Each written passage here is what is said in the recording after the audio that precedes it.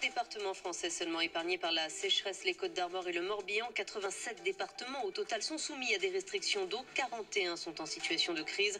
Cet après-midi, la gestion de la ressource en eau et des conséquences de la sécheresse sera au cœur d'une réunion au ministère de la Transition écologique.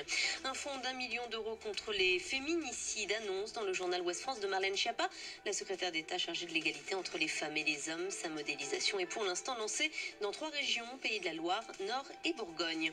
Au lendemain de l'interruption pendant une dizaine de minutes du match Nice-Marseille à cause de banderoles jugées homophobes dans les tribunes, la présidente de la Ligue de football professionnel va réunir des associations de lutte contre l'homophobie et des associations de supporters.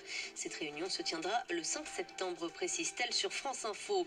Dans les Hauts-de-Seine, un chef d'équipe bénévole de la Croix-Rouge a été mis en examen en juin dernier pour agression sexuelle et harcèlement. Les victimes présumées sont des jeunes hommes bénévoles de l'association. Ils sont 7 à avoir porté plainte. La Croix-Rouge précise à France Info qu'elle a aussi porté plainte dès qu'elle a eu connaissance des faits. L'homme avait été suspendu.